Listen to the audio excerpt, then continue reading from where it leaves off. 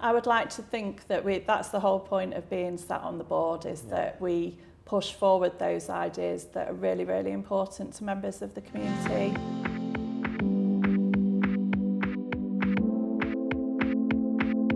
So Karen, great to meet you. Can you tell us about Pride in Place Scarborough? What are you trying to do? So it's really important to us that we take on board community voice. So everything that we do is shaped by that interaction within the community. So we've done a lot of consultation with all different groups, all different age groups, to make sure that we hear that fully. And what they're saying? So I think Scarborough's quite a unique coastal place. It's quite interesting when you live on the coast. It's not like living in any other town. It's quite isolated. So I think people can feel quite isolated here. It's beautiful and the scenery is beautiful, but there's lots of things that go on behind that. So young people quite often move from the area after they finish education because the opportunities are more limited here for them. Or that's their perception. Are they saying what they'd like to see in Scarborough to keep them here? Yeah, so they'd like to see better use of derelict buildings. They'd like to see our high street more vibrant. They want to bring some of the things that young people get to experience in cities, like big cinemas, you know, good food chains. They want to see lots of varied activities, not an empty sort of town centre. And can the Pride in Place programme in Scarborough, can you make those things happen here? I would like to think that that's the whole point of being sat on the board, is that we push forward those ideas that are really, really important to members of the community. So it's not just young people. We've got some amazing projects. We've got Sprucing Up Scarborough, which is about making it look better, which is really important to residents. We've got a men's wellness hub, which is being led by Dad's Behaving Madly. And again, that's about the amount of families that live in this area that have disabled children and those male carers. Suicide rates are quite high along the coast.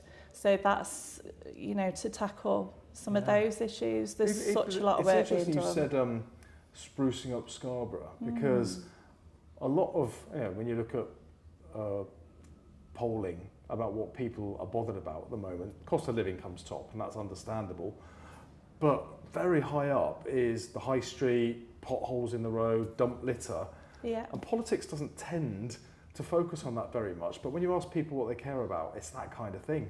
So sprucing up Scarborough makes sense to me, because that's what people are saying they care about. It's there every day. What's it doing? How does sprucing up Scarborough make a difference? It's tackling things that residents see as really, really important. So a lot of that, it's kind of, when tourists come here, we want it to look appealing. We want people to come and visit, but we also want to make it nice for people that live here all year round. That's really important. So what do you spruce up? How do you do it?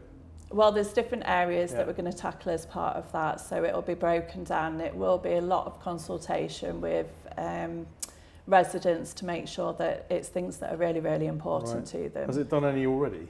We've got Dad's Behaving Madly, Men's Wellness Hub, because again, it was felt that there wasn't much in Scarborough that actually tackled men's mental health. Have you met any of the individuals who have been through that? And can you tell us about any, obviously keeps it anonymous, but any stories about anybody whose life's been changed because of that?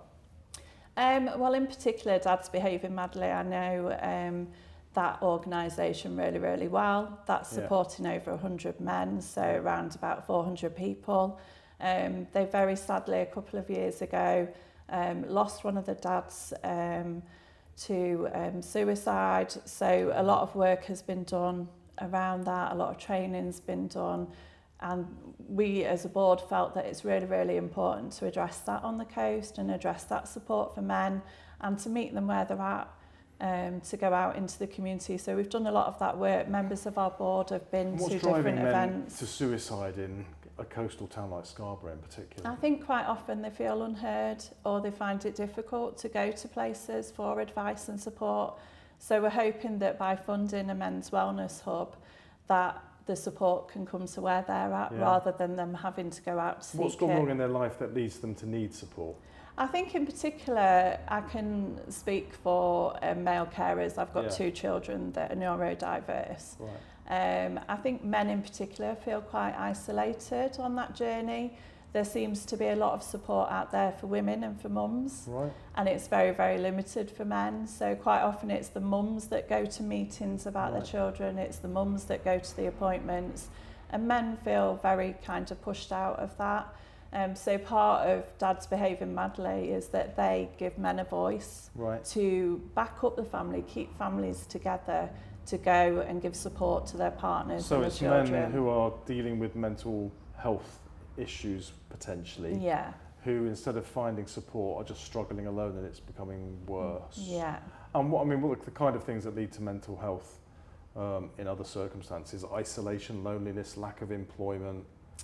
Yeah, I mean, that group in particular is around their children being Around the children. disabled. Right. And the journey that the families Right. go on. Obviously, when you've got a child with disabilities, it can feel like every day is a battle, to be Right, honest, with right. the education system, how it is. And then leading on from that, you know, once they leave education, we've still got to make them independent enough to live by themselves. Yeah. Quite often that doesn't happen.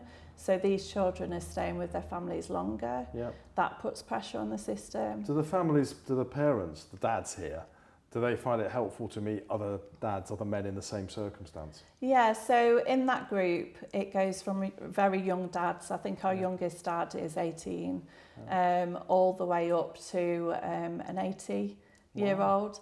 So it's a lot of mentorship, a lot of Yeah. supporting each other, talking through the problems. And I think just having that safe space where that can happen, where no one feels judged if they're going to come and kind of talk about the real stuff that's happening at home. Yeah. It's really important. And what's the space you use for that? So currently, before Pride in Place, Yeah.